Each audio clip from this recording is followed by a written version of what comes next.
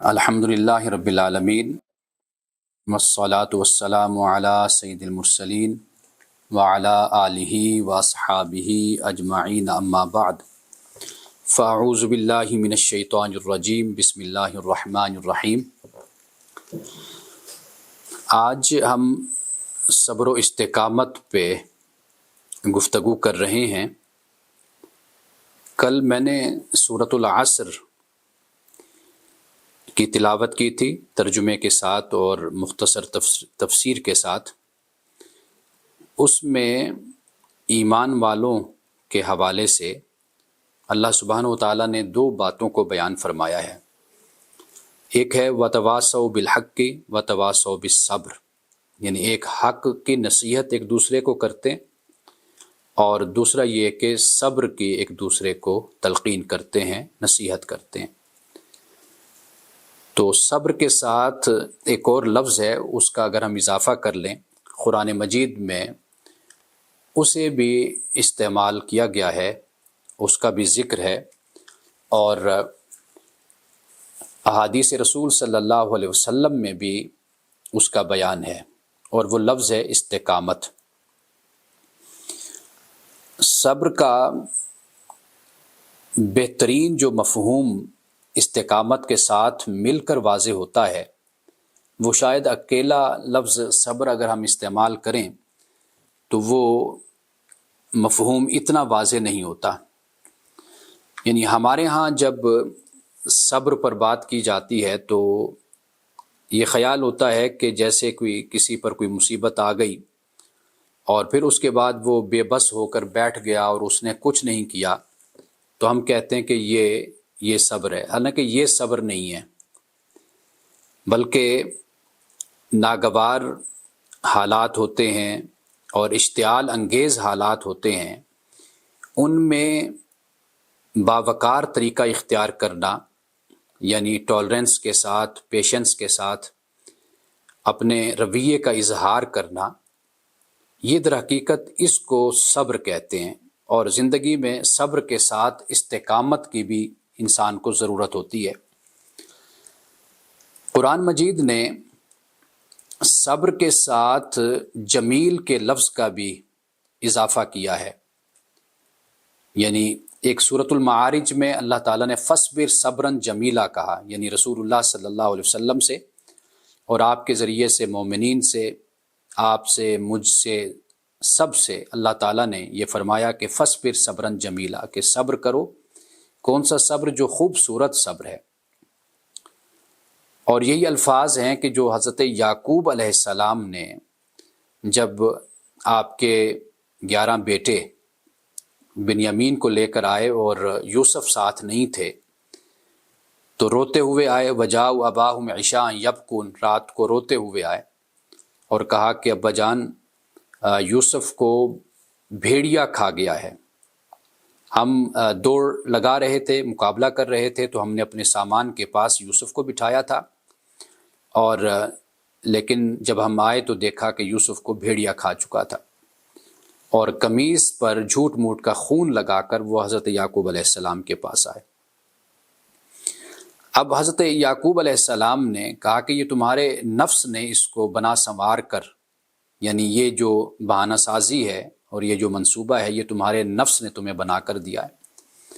اور پھر اس کے بعد فصبر جمیل کے الفاظ ہیں کہ صبر جمیل۔ صبر جمیل سے مراد، یعنی میں اس پہ ابھی بات آگے کرتا ہوں، تو حضرت یعقوب علیہ السلام یہ عرض کرتے ہیں کہ اللہ مجھے صبر جمیل کی توفیق عطا فرما، واللہ المستعان علی ما تصفون، کہ تو ہی مددگار ہے، تجھی سے مدد مانگی جاتی ہے اس اوپر اس کے جو یہ کر رہے ہیں، یعنی جو انہوں نے یہ کہانی گھڑی ہے، اس پر تو مجھے صبر کی توفیق عطا فرما۔ تو صبر جمیل حضرت یعقوب علیہ السلام نے اللہ کی بارگاہ میں عرض کی۔ اور اسی طرح اگر سورۃ المزمل کو اگر آپ دیکھیں تو سورۃ المزمل میں اللہ سبحانہ و تعالیٰ فَاصْبِرْ عَلَىٰ مَا يَقُولُونَ فرماتا ہے کہ اے نبی صلی اللہ علیہ وسلم آپ صبر کیجئے اوپر اس کے جو یہ کہتے ہیں۔ آگے فرمایا وَاہْجُرْهُمْ هَجْرًا جَمِيلًا، کہ آپ ان سے علیحدگی اختیار کیجئے۔ علیحدگی کون سی؟ جو خوبصورت علیحدگی ہے۔ یعنی ایک تو علیحدگی کا انداز یہ ہوتا ہے نا کہ لڑ کر، بھیڑ کر، جھگڑ کر، گالی دے کر، اور تو ایک دوسرے کے ساتھ مقابلہ کر کے اور پھر اس کے بعد علیحدہ ہو جانا۔ ایک طریقہ یہ ہوتا ہے، یعنی آپ کے سامنے جو کھڑا ہے شخص، وہ آپ کے ساتھ بدتمیزی کر رہا ہے، گالم گلوچ کر رہا ہے اور آپ کی بے عزتی کر رہا ہے، آپ اس کے مقابلے میں اس سے بھی بڑے جاہل بن کر آپ دکھاتے ہیں، اور پھر اس کے بعد آپ اس سے علیحدہ ہو جاتے ہیں، گالی دیتے ہوئے، لڑتے ہوئے، اونچی آواز سے بولتے ہوئے آپ نے اس سے علیحدگی اختیار کر لی۔ اب یہ جو ہے یہ حجرن جمیل نہیں ہے، حجر جمیل نہیں ہے یہ، یعنی جیسے وہ ویسے آپ۔ لیکن جب قرآن یہ کہتا ہے نا کہ نبی اکرم صلی اللہ علیہ وسلم سے کہ فاصبر علی ما یقولون، کہ آپ صبر کیجئے اس پہ جو وہ کہتے ہیں، اور آپ ان سے علیحدگی اختیار کیجئے۔ کون سی علیحدگی؟ جو خوبصورت ہے۔ یعنی وہ طریقہ یہی ہوتا ہے جسے قرآن پاک نے ایک اور مقام پر کہا کہ وَإِذَا خَاطَبَهُمُ الْجَاهِلُونَ قَالُوا سَلَامًا، کہ جب جاہل ان سے مخاطب ہوتے ہیں تو وہ انہیں کہتے ہیں کہ تم پر سلامتی ہو، یعنی اچھے طریقے سے خاموشی کے ساتھ بالکل علیحدگی اختیار کر لیتے ہیں۔ تو اللہ سبحانہ و تعالیٰ جو مومن سے تقاضا کرتا ہے، ایمان والے سے، وہ انگلش میں ایک لفظ بولتے ہیں، غالباً اگر میں یہ صحیح لفظ بولوں، آپ لوگوں کی انگلش مجھ سے زیادہ اچھی ہے، ایک ایلیگینس کا لفظ انگلش میں ہم بولتے ہیں، یعنی ایک پروقار انداز ہوتا ہے علیحدگی کا، صبر کا، کہ جس میں انسان اپنی شخصیت کا جو وقار ہے اور اپنی شخصیت کا جو ایک روب آپ کہہ لیجئے، یا ایک شخصیت کی ایک اٹھان ہوتی ہے، ایک انسان کی گفتگو کا، کلام کا، بیٹھنے کا، اٹھنے کا طریقہ ہوتا ہے کہ جس میں ایک وقار ہوتا ہے، ایلیگنس ہوتا ہے۔ تو یہ اصل اللہ تعالیٰ مومن سے اس کا تقاضا کرتا ہے کہ معاملہ خوشی کا ہو یا معاملہ غم کا ہو، یا کوئی ایسی رکاوٹ ہو یا کوئی سامنے سے ریاکشن ہو، اشتعال ہو، ٹکراؤ ہو، تصادم ہو، تو اس میں مومن کبھی بھی اپنے وقار کو کبھی نہ کھوئے۔ یعنی ایسا نہیں ہونا چاہیے کہ اگر دکھ بھی آتا ہے تو اس دکھ کو برداشت کرنے کا حوصلہ ایک مسلمان، ایک مومن اپنے اندر پیدا کرے۔ اب یہ جو صبر جمیل ہے، اس کے بارے میں مفسرین نے بیان کیا، اور قرآن پاک کی دیگر آیات کو بھی مد نظر ہم رکھیں صبر کے حوالے سے، اور پھر رسول اللہ صلی اللہ علیہ وسلم کے ارشادات، آپ کی احادیث مبارکہ، وہ میں اپنے درس کے آخر میں چند احادیث ضرور میں پیش کروں گا، اور رسول اللہ صلی اللہ علیہ وسلم نے کس طریقے سے صبر کا اجر بھی بیان کیا، اور کس طریقے سے آپ نے اسے مومن کی شان آپ نے اس کو قرار دیا۔ اور صبر کے مقابلے میں جو بے صبری ہوتی ہے، جو غصہ ہوتا ہے اور جلد بازی ہوتی ہے کہ فوراً رد عمل، فوراً ریاکشن، ریٹیلیشن، اسے رسول اللہ صلی اللہ علیہ وسلم نے پسند نہیں فرمایا، بلکہ آپ نے برداشت کی، صبر کی آپ نے نصیحت فرمائی۔ یعنی وہی بات کہ مومن کو کبھی بھی اپنا وقار اور اپنی شخصیت جو اللہ اور اس کے رسول کی سیرت میں اور اللہ کے احکام میں جو اس نے اپنی شخصیت کو ڈھالا ہوتا ہے اور اپنی تربیت اور اپنا تزکیہ کیا ہوتا ہے، تو وہ سارے پردے ایک لمحے میں اتر نہیں جانے چاہیے۔ یعنی وہ شخصیت بالکل ایک طرف نہیں رکھ دینی چاہیے کہ اپنے اندر بے صبری، جلد بازی اور یہ چیزیں ظاہر نہ ہوں۔ تو اللہ تعالیٰ نے جب صبر کی بات کی تو صبر کے ساتھ جمیل کا بھی ذکر کر دیا۔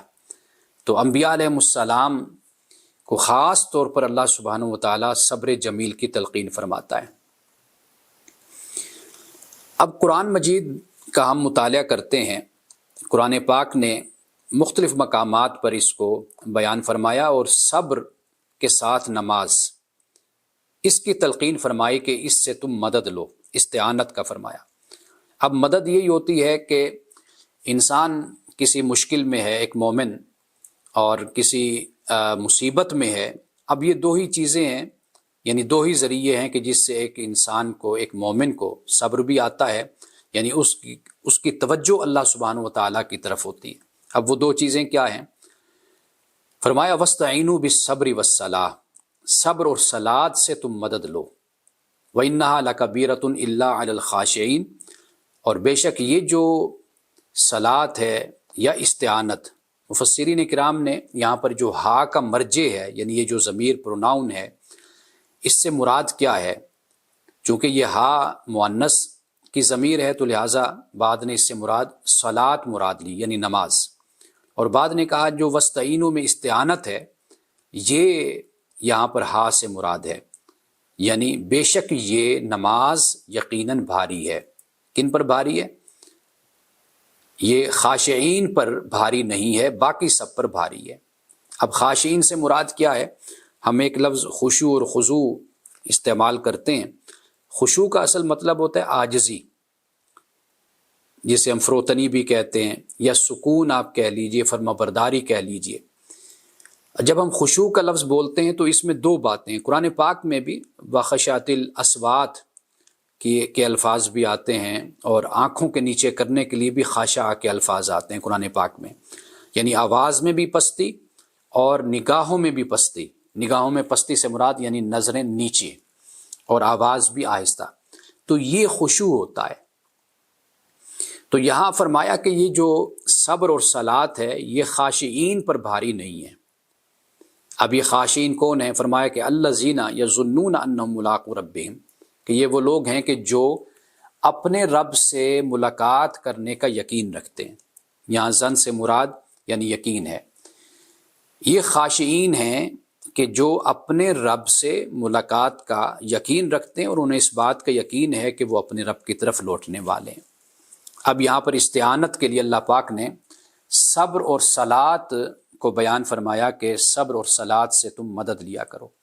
صبر کا تعلق انسان کی معاشرتی اور دعوتی زندگی سے ہے، یعنی زندگی اسلام کے مطابق جب انسان گزارتا ہے، اپنے نفس سے بھی لڑتا ہے اور اپنے باہر کے ماحول سے بھی لڑتا ہے، تو یہاں پر پھر اس کو صبر کی اور اس کو استقامت کی ضرورت ہوتی ہے۔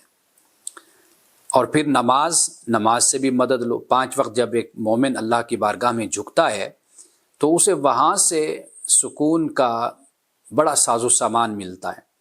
اللہ کی بارگاہ میں جھکنا، عبادت کرنا اور اللہ کے قرب میں رہنا، سجدہ کرنا، تو یہ جو نماز ہے اس سے بھی کہا کہ بھی تم مدد لیا کرو، اور یہ صبر اور یہ صلات، اس سے جب تم مدد لوگے تو پھر تمہیں سکون اور اطمینان تمہیں نصیب ہوگا۔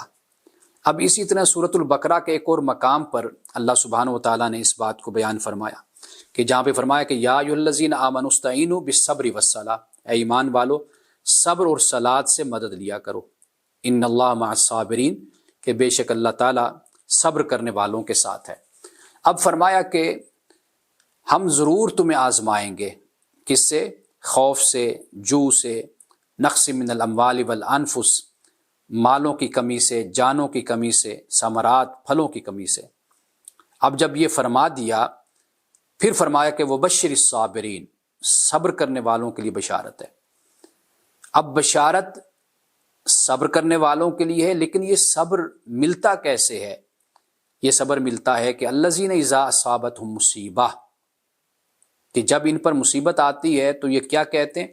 انا للہ و انا الیہ راجعون، کہ بے شک ہم اللہ کے لیے، یعنی یہ یہاں پر جو لام ہے اسے لام ملکیت کا کہتے ہیں، یعنی ہم تو اللہ کی ملکیت میں ہیں، اور اسی طرح وَإِنَّا إِلَيْهِ رَاجِعُونَ، اور بے شک ہمیں اللہ ہی کی طرف لوٹ کر جانا ہے۔ تو اب یہ اصل رویہ ہے ایمان والوں کا کہ جب زندگی میں کوئی تکلیف آتی ہے، کوئی مسئلہ آتا ہے، کوئی مصیبت آتی ہے، کوئی ابتلا، کوئی آزمائش، کوئی امتحان آتا ہے، تو ان کا یہ رویہ ہوتا ہے۔ اب یہ جو الفاظ ہیں انا للہ و انا الیہ راجعون، یہ الفاظ جتنے انسان کے دل میں اتریں گے اتنا ہی اللہ کی طرف سے انسان کو صبر عطا ہوگا۔ یعنی جب آپ انا للہ ہی کہتے ہیں کہ بے شک ہم اللہ ہی کی ملکیت میں ہیں، ہم اللہ ہی کے بندے ہیں، ہم اللہ ہی کے لیے ہیں، تو پھر اس بات پر انسان کو اطمینان اور سکون مل جاتا ہے کہ اگر یہ کوئی مصیبت اور کوئی تکلیف آئی ہے تو یہ میرے اللہ کی طرف سے ہے، اور اس پر جو صبر اور استقامت ہے یہ میرے لیے اللہ کی طرف سے اجر کا اور ثواب کا باعث بنے گا۔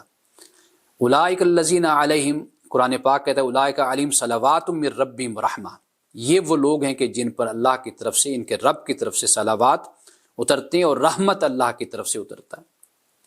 وَأُولَٰئِكَ هُمُ الْمُهْتَدُونَ، اور یہ وہ لوگ ہیں کہ جو ہدایت یافتہ ہیں۔ تو یہ پورا ایک اللہ سبحانہ و تعالیٰ نے پوری بات اس کے اندر بیان کر دی ہے کہ مومن کی زندگی میں جو بھی اتار چڑھاؤ آتا ہے، نشیب و فراز آتے ہیں، یہ ساری جو مشکلات آتی ہیں، تو اس میں وہ صبر کا پہاڑ بن کر اپنی زندگی کو گزارتا اور بسر کرتا ہے، لیکن اس کے ساتھ استقامت بھی، یہ بات ذہن میں رہنی چاہیے، اس لیے کہ جو یہ صبر اور استقامت ہے، اس کا ترجمہ اہل لغت یہ کرتے ہیں، یعنی اس کی تفہیم میں یہ بیان کرتے ہیں کہ آپ کوئی اپنا ٹارگٹ متعین کر لیتے ہیں، اپنا مقصد آپ بنا لیتے ہیں، اپنا کوئی مطلوب بنا لیتے ہیں، اور پھر اس مطلوب کے حصول کے لیے جو آپ خاموشی کے ساتھ اپنی کوشش کرتے رہتے ہیں، یہ بھی صبر اور استقامت میں آتی۔ یعنی اب آپ نے، ایک مومن کس چیز کو اپنا مقصد بناتا ہے؟ وہ اللہ تعالیٰ کی رضا کو بناتا ہے۔ آگے ہم پڑھیں گے کہ کس طریقے سے صبر کیا، کس کے لیے؟ اپنے رب کی رضا کے لیے۔ تو مقصد کیا ہے، مطلوب کیا ہے، اور مومن چاہتا کیا ہے؟ وہ ہے اللہ تعالیٰ کی رضا اور خوشنودی۔ اس کے لیے پھر وہ خاموشی کے ساتھ کوشش میں لگا رہتا ہے، محنت کرتا رہتا ہے، اور اس کی سب سے بڑی محنت یہ ہوتی ہے کہ وہ استقامت کے ساتھ، بڑے سے بڑے پہاڑ بھی اس کی راہ میں کھڑے ہو جائیں تو وہ اس کو بھی توڑ کر اور وہاں سے وہ اس رکاوٹ کو ختم کر کے وہ اپنے مقصد کو حاصل کرتا ہے۔ تو صبر اصل میں یہ چیز ہوتی ہے، یعنی صبر سے بے بسی مراد نہیں ہے، بے کسی مراد نہیں ہے، اور بیٹھ جانا مراد نہیں ہے، نا امید ہو جانا مراد نہیں ہے، کچھ نہ کرنا مراد نہیں ہے۔ اب دیکھیے، حضرت لقمان علیہ السلام نے اپنے بیٹے کو نصیحت فرمائی۔ اب وہ نصیحت کیا ہے؟ فرمایا یا بنی اقم الصلاۃ، اے میرے پیارے بیٹے۔ جیسے میں نے کل آپ کو بتایا کہ حضرت انس کو رسول اللہ صلی اللہ علیہ وسلم یہ فرمایا کرتے تھے، یا بنیا، اے میرے پیارے بیٹے۔ یہ حضرت لقمان جن سے خطاب کر رہے ہیں، جن سے بات کر رہے ہیں، حضرت لقمان کے اپنے بیٹے، سگے بیٹے۔ یا بنیا، اے میرے پیارے بیٹے، اقیم الصلاۃ، نماز قائم کیا کرو، وامر بالمعروف، اور نیکی کی نصیحت کیا کرو، ونہا عن المنکر، اور برائی سے روکا کرو، وصبر علی ما اصابک، اور جو تجھ پر پہنچے، یعنی جو تجھے مصیبت آئے تو اس پر صبر کر۔ ان ذالک من عزم الامور، یہ بڑے کاموں میں سے ایک کام ہے صبر کرنا۔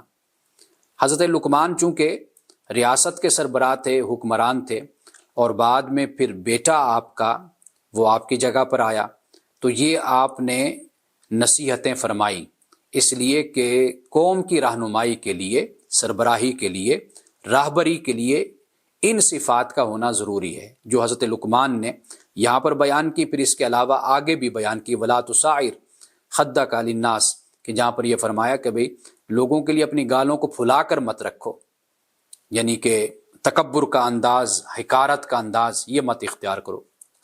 سربراہ ہو، حکمران ہو، یا رہنما ہو، راہبر ہو، تو لوگوں کے ساتھ میل جول اور تعلق اور اچھا سلوک۔ رسول اللہ صلی اللہ علیہ وسلم نے جیسے فرمایا کہ ایک شخص وہ ہے کہ جو لوگوں سے میل جول رکھتا ہے، اور میل جول رکھ کر پھر ان کے سلوک اور رویے پر پھر صبر کرتا ہے، میل جول بھی رکھتا ہے اور پھر صبر بھی کرتا ہے، تو فرمایا اس کا زیادہ اجر ہے اس سے کہ جو میل جول بھی نہیں رکھتا اور صبر بھی نہیں کرتا۔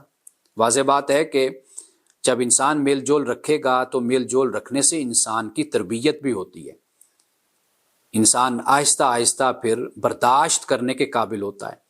جب ایک شخص میل جول ہی نہیں رکھتا، تعلق ہی نہیں رکھتا، اس کو خلاف مزاج اور خلاف عادت باتوں کا سامنا ہی نہیں ہوتا، تو ایسا شخص تو جو بننا چاہے وہ بن سکتا ہے، لیکن اصل جو مقام اور مرتبہ وہ یہی ہوتا ہے کہ لوگوں کے ساتھ میل جول اور تعلق میں جو پھر انسان اپنا جسے کہتے ہیں کہ ضبط نفس سیکھتا ہے، وہ ضبط نفس بیٹھ کر تنہائیوں میں، خلوتوں میں اور کہیں پر جنگلوں کو نکل جانے سے انسان میں وہ ضبط نفس پیدا نہیں ہوتا۔ تو یہ حضرت لقمان نے یہ نصیحت فرمائی اپنے بیٹے کو۔ پیغمبر جب دنیا میں تشریف لاتے ہیں اور ان کی بعثت ہوتی ہے تو وہ بعثت کا مقصد اللہ کا دین ہوتا ہے۔ جیسے رسول اللہ صلی اللہ علیہ وسلم کو اللہ تعالیٰ نے مبعوث فرمایا تو آپ کی بعثت کا مقصد کیا ہے؟ یتلو علیہم آیات ویزکیہم ویعلمہم الکتاب والحکمہ، یہ آپ کی بعثت کا مقصد ہے۔ یعنی کتاب کی تعلیم ہو گئی اور تزکیہ نفس ہو گیا اور کتاب و حکمت کی تعلیم ہو گئی۔ یہ اللہ تعالیٰ نے اس مقصد کے لیے اپنے رسول صلی اللہ علیہ وسلم کو دنیا میں بھیجا۔ اب آخر پیغمبروں نے دنیا سے جانا ہے، اب وہ جو اصل جو کام ہے وہ ہے کہ ان کا جو مشن ہے، ان کا جو مقصد ہے، وہ جو دین دے کر اور تعلیمات دے کر جا رہے ہیں، ان تعلیمات کو لے کر ہم آگے بڑھیں۔ شخصیت سے محبت اور تعلق تو یہ تو فطری بات ہے کہ انسان کا ہوتا ہے، اور اس میں بھی کوئی شک نہیں کہ مسلمان مومن بے پناہ محبت حضور علیہ السلام کی ذات اقدس سے کرتا ہے، لیکن اللہ پاک نے توجہ اس بات کی طرف دلائی کہ جو مشن ہے اور جو دین ہے اس کو تم دیکھو کہ جو رسول اللہ صلی اللہ علیہ وسلم تمہیں دے کر گئے۔ اور حضور علیہ السلام سے در حقیقت جو حقیقی محبت ہے اس کا ثبوت یہی ہے کہ جو آپ دین دے کر گئے اس دین پر ہم عمل کرنے والے بن جائیں اور وہ دین ہم دوسروں تک پہنچائیں۔ تو یہ حقیقت میں رسول اللہ صلی اللہ علیہ وسلم سے محبت کا ثبوت ہے۔ یعنی یہ تو کوئی ثبوت نہیں نا کہ ایک طرف دعوی محبت اور نماز کا وقت تو پھر نماز اٹھ کرنا پڑی جائے، اور جب حلال رزق کا معاملہ ہو تو پھر حرام رزق کی طرف لپک کر جانا، دوڑ کر جانا، اور بالکل تعلیمات خداوندی کو اور تعلیمات رسول کو بالکل ایک طرف رکھ دینا۔ تو یہ تو کوئی محبت نہیں ہے نا، یہ تو عصبیت ہے، ایک تعصب ہے، ایک وابستگی ہے۔ تو یہ قرآن پاک کے اس مقام کو آپ ضرور پڑھیے۔ تو یہاں پر فرمایا واللہ یحب الصابرین، اللہ تعالیٰ صبر کرنے والوں سے محبت کرتا ہے۔ اب اس کے بعد الذین صبروا ابتغاء وجہ ربہم، وہ لوگ جنہوں نے صبر کیا اپنے رب کی رضا کے لیے۔ اس بات پر توجہ کیجئے، دیکھیے کہ صبر لوگوں میں بڑا ہوتا ہے، ٹالرنس ہوتا ہے، پیشنس ہوتا ہے، تربیت سے حاصل ہو جاتا ہے، اور کئی مرتبہ جیسے وہ کہتے ہیں پروفیشنل سمائل ہوتی ہے کہ اپنی چیز کو بیچنا ہے، پروڈکٹ کو، تو بڑے بااخلاق طریقے سے ہم نے دیکھا ہے کہ وہ دکاندار کے جو بڑے بااخلاق ہوتے ہیں اور بہت ہی اچھے سلوک سے اپنے گاہکوں کے ساتھ، کسٹمر کے ساتھ پیش آتے ہیں، تو وہاں پر رش ہوتا ہے، لوگ بہت آتے ہیں، اس لیے کہ اخلاق ہے۔ تو ایک پروفیشنل سمائل ہوتی ہے، چہرے پر ایک مسکراہٹ ہوتی ہے کہ جو کلائنٹ کو، کسٹمر کو اپنی طرف کھینچتا ہے۔ لیکن مومن کا جو صبر ہے وہ اللہ کی رضا کی خاطر ہے، اور یہ بڑی بنیادی بات ہے کہ جب ہم اسلام کی بات کرتے ہیں تو اسلام میں یہ جو ورلڈ ویو جس کو ہم کہتے ہیں وہ یہی بنتا ہے، زاویہ نظر یہی ہے ایک مسلمان کا کہ خدا ہے، کائنات ہے، انسان ہے، ان کا باہمی ایک تعلق ہے۔ تو ہم جو بھی کام کرتے ہیں یا کریں تو ہمارے پیش نظر اللہ سبحانہ وتعالیٰ کی ذات ہونی چاہیے اور اس کی رضا ہونی چاہیے۔ یہ جو اللہ پاک فرماتا ہے کہ محسنین محسنین محسنین قرآن پاک میں بار بار آتا ہے، تو محسنین در حقیقت وہی لوگ ہیں کہ دنیا میں ان کو ستایا جاتا ہے، تنگ کیا جاتا ہے، ان کو پریشان کیا جاتا ہے، لیکن وہ پھر بھی بھلائی کا کام اس لیے کرتے ہیں کہ ان کا مقصود اللہ کی رضا ہے۔ لوگوں کی رضا ہو یا لوگوں کو وہ سامنے رکھیں یا لوگوں کے چہروں کو سامنے رکھیں تو دل تو کبھی نہیں چاہے گا کہ لوگوں کے ساتھ بھلائی کی جائے۔ بہت کم ہی ہوتا ہے کہ لوگوں کی طرف سے اچھا سلوک اور رویہ آئے۔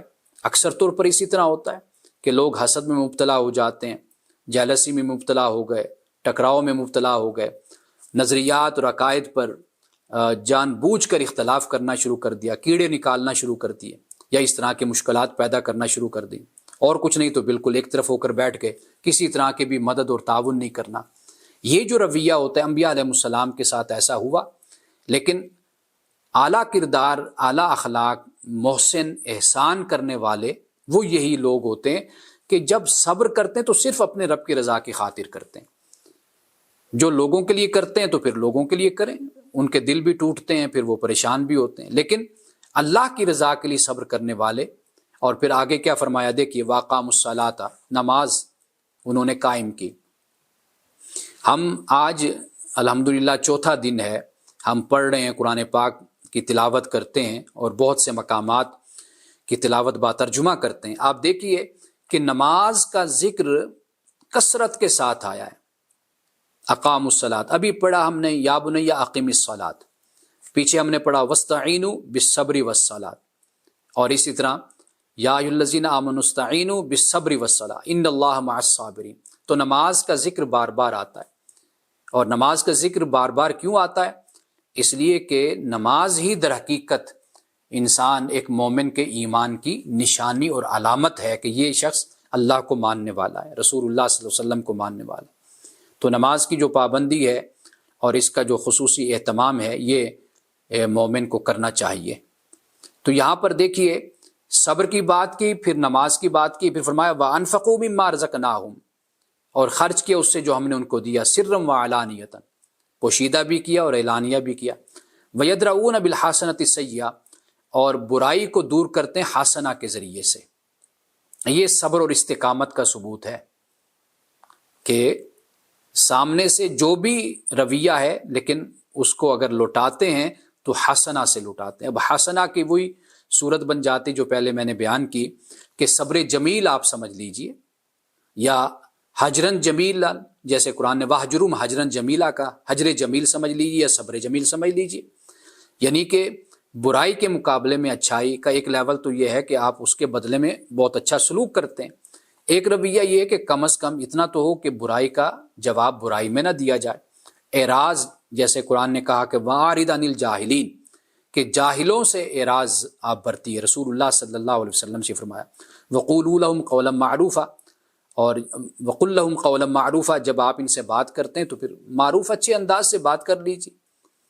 تو یہ قرآن پاک نے بیان کیا، اس لیے کہ آگے آگ لگی ہو تو اس پر اگر پیٹرول ڈالا جائے تو وہ آگ زیادہ بھڑکتی ہے۔ تو ایک شخص پہلے ہی اپنے غصے میں دیوانہ ہے، پاگل ہے، تو پھر بہتر راستہ اور طریقہ یہی ہوتا ہے کہ مزید اس پر پیٹرول نہ ڈالا جائے، تیل نہ ڈالا جائے اس پر۔ تو فرمایا کہ اولئک لہم عقبی الدار، یہ وہ لوگ ہیں کہ جن کے لیے عاقبت کا گھر ہے۔ صبر، اقامت الصلاۃ، انفاق فی سبیل اللہ، اور پھر برائی کے مقابلے میں اچھائی، یہ بیان فرمائے۔ اب دیکھیے کہ اللہ سبحانہ و تعالیٰ نے ایمان والوں کے لیے جو اجر کو بیان کیا وہ کیا ہے؟ فرمایا کہ اولئک یجزون الغرفۃ بما صبروا، کہ یہ جو صبر کرنے والے ہیں ان کو اونچے محل اللہ فرماتا ہے کہ ان کو دیے جائیں گے۔ وَيُلَقَّوْنَ فِيهَا تَحِيَّةً وَسَلَامًا، اور پھر ان پر بھیجا جائے گا دعا اور سلام۔ تحیہ تحفے کو بھی کہتے ہیں، سلام سلامتی، یعنی ویلکم جب ان کو کہا جائے گا تو ان پر سلامتی بھیجی جائے گی۔ یہ بھی ایک پروٹوکول ہوگا صبر کرنے والوں کا کہ جب یہ اللہ کی جنت میں آئیں گے، اونچے محلات میں جب آئیں گے تو وہاں پر اللہ کے فرشتوں کی جماعت ان پر سلامتی بھیجے گی، ان پر سلام بھیجے گی۔ خالدین فیہا حسنت مستقرم و مقامہ، مستقرم و مقامہ، کہ اس میں ہمیشہ رہیں گے، اور یہ بہت بہترین جگہ ہے ٹھہرنے کی بھی اور رہنے کی بھی، دونوں لحاظ سے یہ بہت ہی اعلیٰ اور بہت ہی بہترین جگہ ہے۔ اب یہ دیکھیے کہ ایک تو یہ مقام سورۃ الفرقان میں اللہ سبحانہ و تعالیٰ نے ان کے لیے یہ انعام بیان فرمایا۔ اب اس سے آگے ایک اور مقام پہ فرمایا سورۃ الدہر میں وَجَزَاهُمْ بِمَا صَبَرُوا جَنَّةً وَحَرِيرًا، کہ جن لوگوں نے صبر کیا ان کی جو جزا ہے وہ کیا ہے؟ وہ فرمایا کہ جنت اور حریر، ریشمی لباس۔ اب جنت سے مراد یعنی رہنے کی جگہ ہو گئی، باغ ہو گیا، اور وہاں پر جو نعمتیں ہیں وہ قرآن پاک میں اللہ تعالیٰ نے بیان فرما دی، اور حریر سے مراد لباس ہے۔ اب وہ لباس یعنی وہ قیمتی ہے، وہ اعلیٰ لباس ہے کہ جو جنتیوں کو اس بنیاد پر کہ وہ صبر کرنے والے ان کو دیا جائے گا۔ انما یوفی الصابرون اجرهم بغیر حساب، سورۃ زمر میں فرمایا کہ بغیر حساب، یعنی گن کر نہیں ان کو دیا جائے گا ان کا اجر، بلکہ ان کو بے حساب اجر دیا جائے گا، بے حساب انعامات سے ان کو نوازا جائے گا۔ حضرت ایوب اور حضرت زکریا، آپ دونوں کا صبر مشہور ہے۔ حضرت ایوب کے لیے تو ویسے بھی صبر ایوب کا لفظ بولا جاتا ہے۔ حضرت ایوب پر جو تکالیف آئیں اور جو مصیبتیں آئیں کہ جب آپ ایک خوشحال زندگی گزار رہے ہیں تو اللہ کی طرف سے آپ پہ آزمائش اور امتحان آتا ہے، اور وہ جو بیماری ہے برس کی جزام، وہ حضرت ایوب کو ہو جاتی ہے، سوائے آپ کی زبان کے اور سوائے آپ کے دل کے، باقی سارے جسم پر یہ بیماری ہے اور یہ بڑی تکلیف دہ بیماری ہے۔ لیکن حضرت ایوب نے اللہ کی بارگاہ میں اس حوالے سے یعنی یہ نہیں دعا کی کہ یا اللہ تو مجھے شفا عطا فرما، انی مسنی الضر، کہ مجھے تکلیف نے چھو لیا ہے، بس اتنا اللہ کی بارگاہ میں اپنی تکلیف کو بیان کیا اور اللہ تعالیٰ کی صفت کو بیان کیا، اللہ تعالیٰ کی صفات کو، اسماء الحسنہ کو بیان کیا۔ توجہ اس انداز سے نہیں کہ مانگا ہو، کہا ہو۔ کہتے ہیں کہ حضرت ایوب کی جو آپ کی اہلیہ تھی، زوجہ تھی، انہوں نے کہا کہ ایوب اللہ کی بارگاہ میں دعا تو کرو نا کہ اللہ تعالیٰ تمہیں شفا عطا کرے۔ تو حضرت ایوب نے فرمایا کہ 70 سال تک، یعنی جب آپ کو یہ بیماری ہوئی تھی اس وقت آپ کی عمر 70 سال تھی، تو کہا کہ 70 سال تک میرے مولا نے مجھے آسائشوں کی زندگی عطا کیے رکھی، اپنی طرف سے نعمتیں دیے رکھی، ہر طریقے سے مجھے اللہ تعالیٰ نے سنبھالا اور مجھ پر انعام اور احسان کیا اللہ نے۔ تو ابھی تو اس تکلیف کو 7 سال گزرے ہیں اور میں کیوں بے صبری کا مظاہرہ کروں؟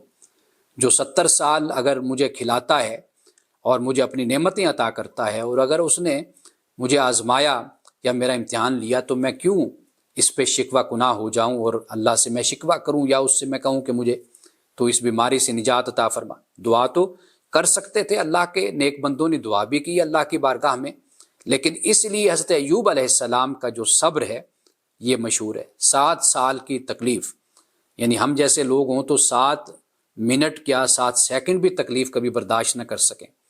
تو حضرت ایوب علیہ السلام کا جو صبر ہے وہ قرآن پاک نے بھی اس کو بیان کیا کہ آپ نے اللہ کی بارگاہ میں ہمیشہ شکر ادا کیا اور صبر کا اپنے مظاہرہ کیا۔ حضرت زکریا کے ساتھ جو معاملہ ہوا کہ جب آپ ایک درخت میں جب آپ نے پناہ لی تو آرے سے آپ کو چیر دیا گیا، لیکن اللہ کی بارگاہ میں اس حوالے سے کوئی شکوہ اور شکایت اپنی زبان سے نہیں نکالی۔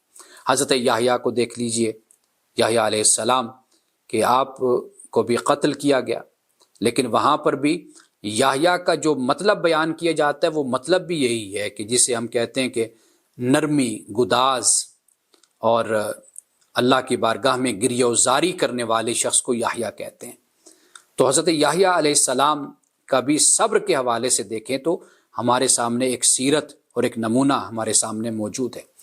اس طرح قرآن پاک میں بہت سے مقامات پر انبیاء علیہ السلام کے صبر کو بیان کیا گیا۔ رسول اللہ صلی اللہ علیہ وسلم کی اپنی سیرت ہمارے سامنے ہے کہ جیسے سیرت کی کتابوں میں بیان کیا جاتا ہے کہ رسول اللہ صلی اللہ علیہ وسلم پہ کہ جب آپ کعبۃ اللہ کے سائے میں، آپ اس کے قرب میں، جوار میں آپ موجود ہیں، تو عقبہ بن ابی محیط کے بارے میں آتے یہ کافر آیا اور اس نے چادر لے کر رسول اللہ صلی اللہ علیہ وسلم کے آپ کی گردن کے آس پاس اس کو لپیٹا اور لپیٹ کر پھر آپ کی گردن کو دبانے کی، گلے کو دبانے کی کوشش کی۔ تو حضرت ابوبکر صدیق رضی اللہ تعالیٰ عنہ موجود تھے، وہ جلدی سے پہنچے، آپ نے آپ کو چھڑوایا اور پھر جو الفاظ حضرت ابوبکر صدیق رضی اللہ تعالیٰ عنہ نے فرمایا کہ اتقتلون رجلا، کیا تم ایسے شخص کو قتل کرنا چاہتے ہو، ان یقول ربی اللہ، جو یہ کہتا ہے کہ میرا رب اللہ ہے، جو کہتا ہے کہ میرا رب اللہ ہے، تم اس کو قتل کرنا چاہتے ہو؟ یہ صرف ایک واقعہ نہیں، بہت سے ایسے واقعات ہیں کہ رسول اللہ صلی اللہ علیہ وسلم نے اس پہ ہمیشہ وہی جو بات میں نے کی کہ صبر جمیل اور ایلیگنس، پروقار انداز آپ نے وہاں پر پیش کیا۔ یعنی ایسا نہیں کہ صحابہ کی جماعت بھی موجود ہے اور اگر آپ حکم فرماتے کہ بھئی اس کافر کو پکڑ لو، اس کو مار دو، لیکن آپ نے یہ نہیں فرمایا۔ اور اندازہ آپ کیجئے کہ حضرت عائشہ صدیقہ رضی اللہ تعالیٰ عنہ مدینہ میں آپ موجود ہیں اور جو یہود ہیں ان کا طریقہ یہی ہے کہ رسول اللہ صلی اللہ علیہ وسلم کو تکلیف دینا، دکھ دینا اپنی زبان سے، اپنے رویے سے، کہ جب آپ کو دیکھتے تو سلام کی جگہ سام کہتے تھے، یعنی سام کا مطلب ہے ہلاکت، بربادی، یہ الفاظ رسول اللہ صلی اللہ علیہ وسلم کے لیے استعمال کرتے۔ تو جب حضرت عائشہ صدیقہ موجود تھی تو جب یہ الفاظ استعمال کیے تو حضرت عائشہ نے کہا کہ تم پر تباہی ہو، تمہاری ہلاکت ہو کہ تم ایسے الفاظ بولتے ہو اللہ کے رسول کے لیے۔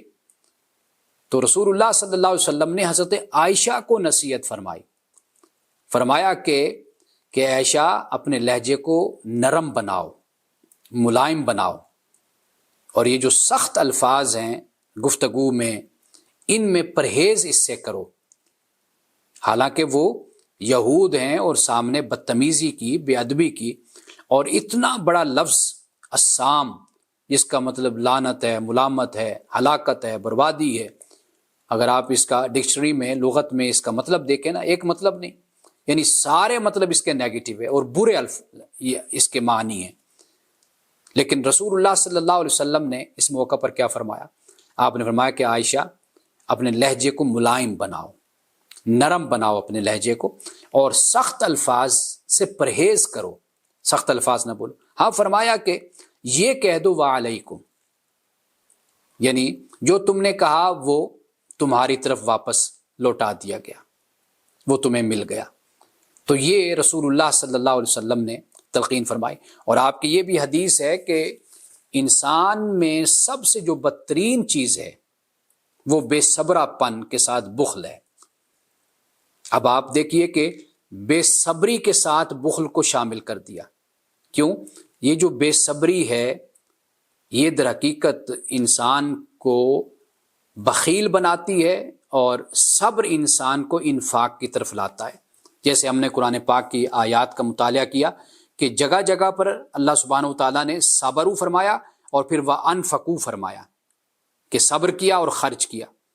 تو گویا کہ صبر انسان کے اندر دیگر صفات کو پیدا کرنے کا باعث بن جاتا ہے۔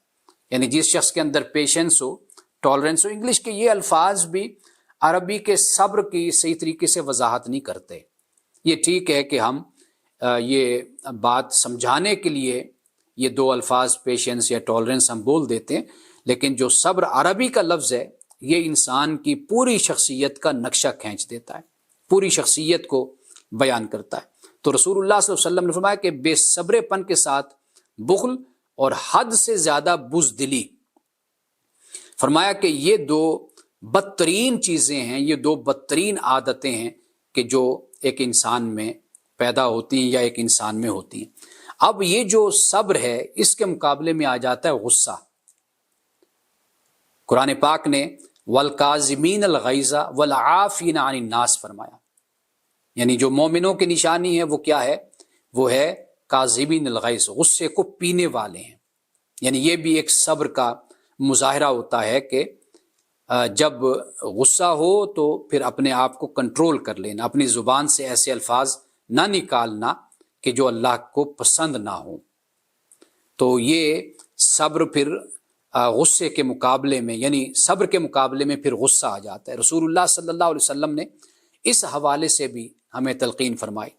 ایک تو بڑی مشہور حدیث ہے، ہم 9ویں جماعت میں جب تھے تو مجھے اب تک یاد ہے کہ یہ حدیث اس وقت ہم نے پڑھی تھی، لیس شدید بسرعہ انما الشدید الذی یملک نفسہ عند الغضب، کہ رسول اللہ صلی اللہ علیہ وسلم نے فرمایا کہ طاقتور وہ نہیں ہوتا، وہ جو ہم نے پڑھا تھا 9th کلاس میں، وہاں تو پہلوان کا لفظ لکھا ہوا تھا، لیس شدید بسرعۃ، کہ شدید جو ہے یعنی پہلوان جو انسا ہے وہ، یعنی طاقتور جو انسا ہے وہ،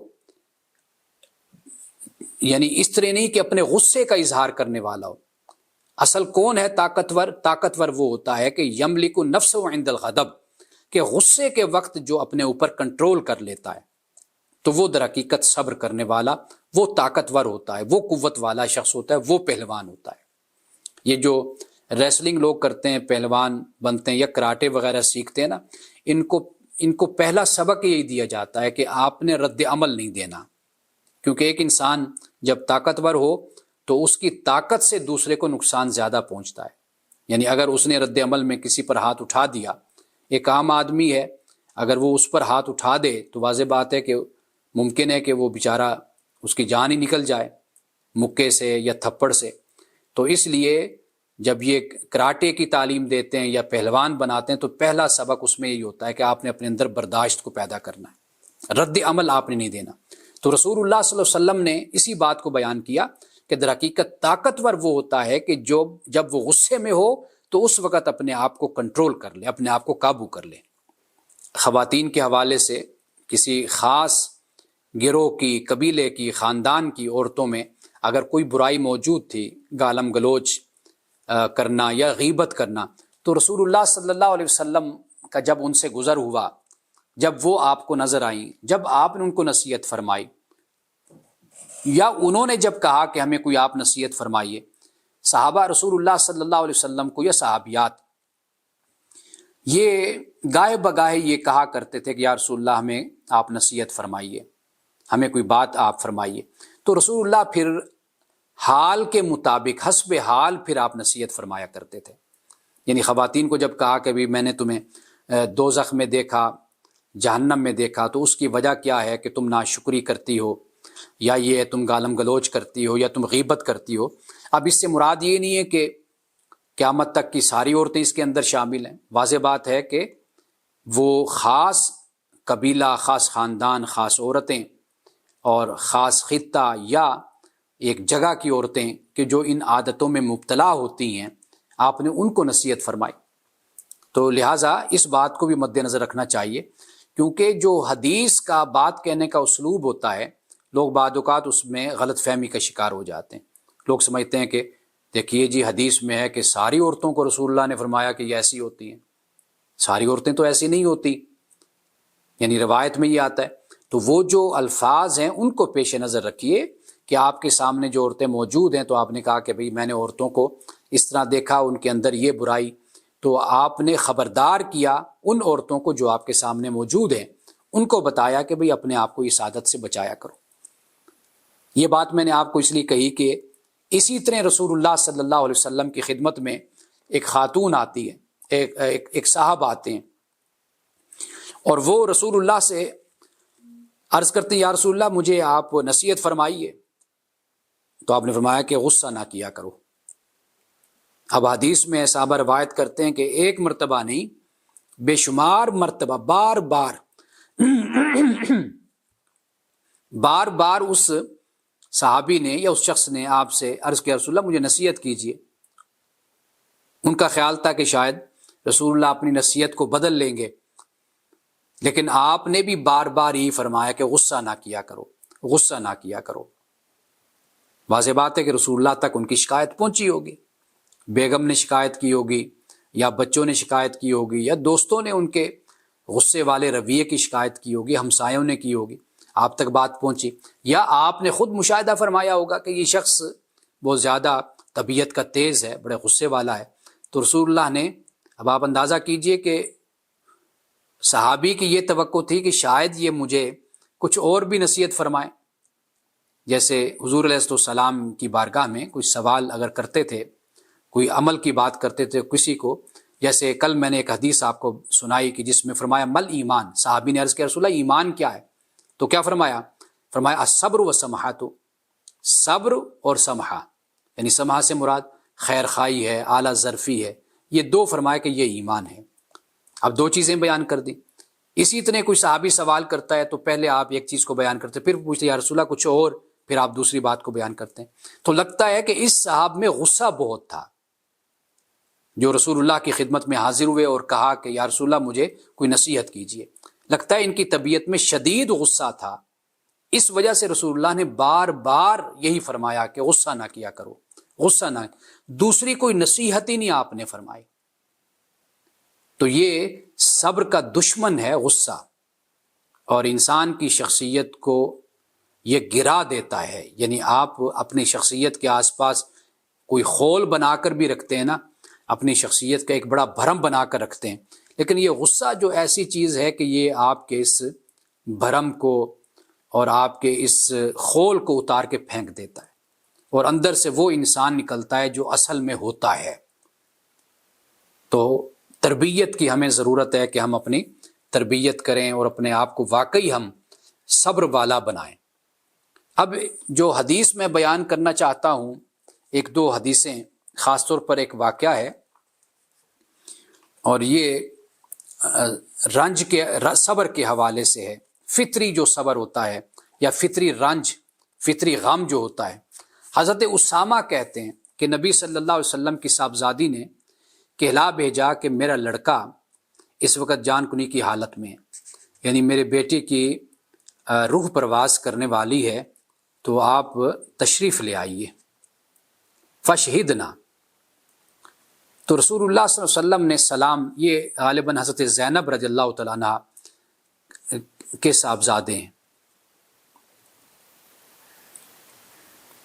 تو پھر رسول اللہ صلی اللہ علیہ وسلم نے سلام کہلا بھیجا، یعنی صحابی سے کہا کہ جا کر میرا سلام، فارسلا یقری السلام، میرا سلام جا کر کہہ دو، ویقول، اور یہ بھی کہہ دو کہ ما اخذ وَلَهُ مَا أَعْطَى وَكُلَّ شَيْءٍ عِنْدَهُ بِأَجَلٍ مُّسَمًّى فَلْتَصْبِرْ، کہ رسول اللہ صلی اللہ علیہ وسلم نے سلام کہلا بھیجا، اور یہ بھی کہ جو کچھ اللہ لیتا ہے وہ اسی کا ہے، اور جو کچھ دیتا ہے وہ بھی اسی کا ہے، اور ہر چیز اللہ کے ہاں طے شدہ ہے، تو لہٰذا فرمایا کہ پھر تم صبر کرو، یعنی ہر ایک کی مدت مقرر ہوتی ہے، تو تم آخرت میں اجر پانے کے لیے فرمایا کہ تم صبر کرو۔ اب یہ آپ نے اپنی بیٹی کو تلقین فرمائی۔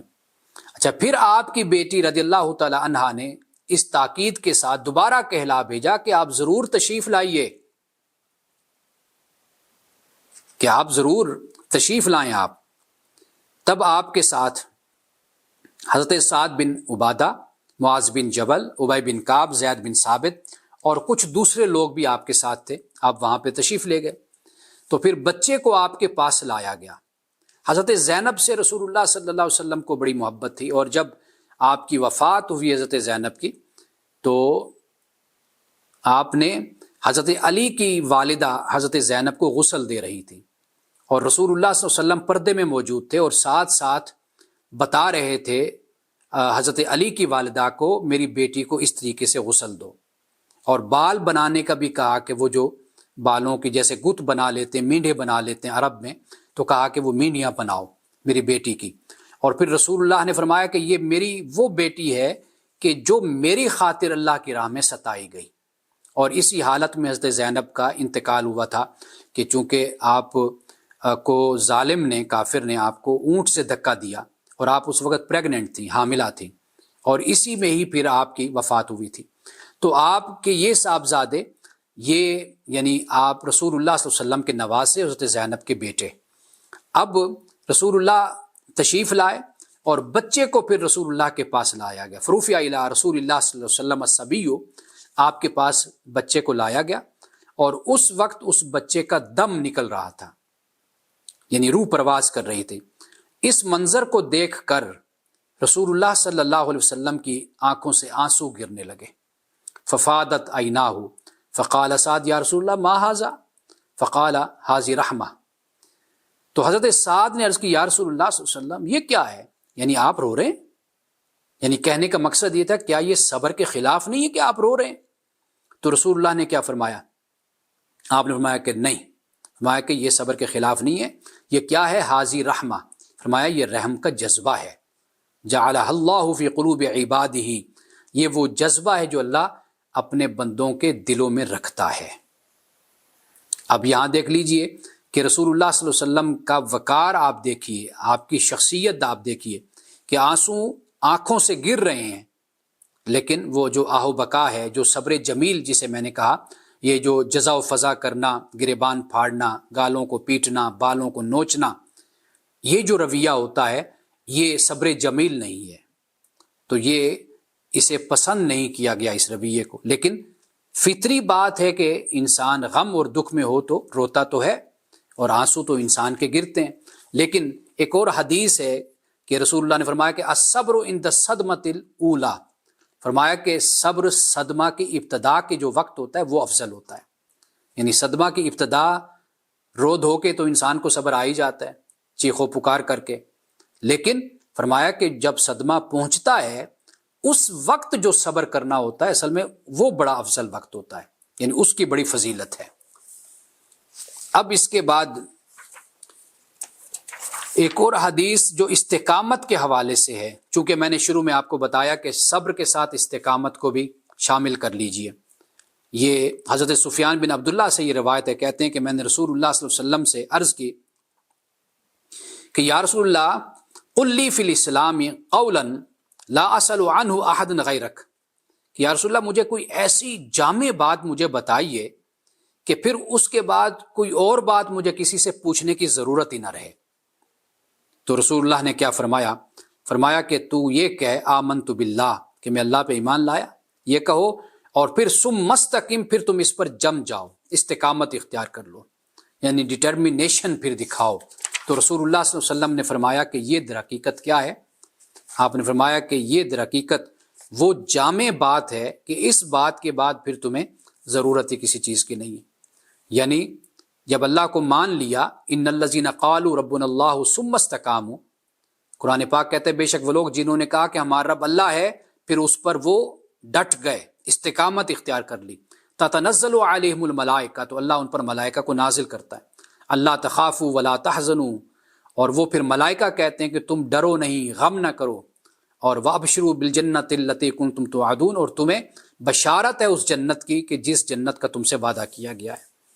تو یہ استقامت ہے، تو صبر کے ساتھ استقامت جو ہے یہ بھی ساتھ شامل ہے۔ صرف صبر کو یہ نہیں سمجھنا چاہیے کوئی بے بسی اور بے کسی کی بات ہے، یہ در حقیقت ایک بڑی اعلیٰ، بڑی عرفہ اور اللہ کی محبوب، مطلوب اور پسندیدہ یہ صفت ہے کہ جو ایک مومن بندے میں ہوتی ہے۔ تو اللہ تعالیٰ اس صفت کے صدقے سے پھر بندے سے یہ کہتا ہے کہ یہ صبر اور استقامت جب تو میری راہ میں برداشت کرتا ہے اور لے کر چلتا ہے تو میرا وعدہ ہے تجھ سے کہ میں تجھے جنت عطا کروں گا۔ تو یہ جو جنت کا وعدہ قرآن پاک میں بیان کیا گیا وہ اسی بنیاد پر ہی ہے کہ مومن اپنے اندر صبر جیسی صفت کو پیدا کرتا ہے۔ اللہ سبحانہ و تعالی ہمیں صبر اور استقامت دین کے معاملے میں، توحید و رسالت اور آخرت کے معاملے میں ہمیں عطا فرمائے۔ بارک اللہ لنا ولکم فی القرآن العظیم ونفعنا وإیاکم بالآیات والذکر الحکیم، صدق اللہ العظیم۔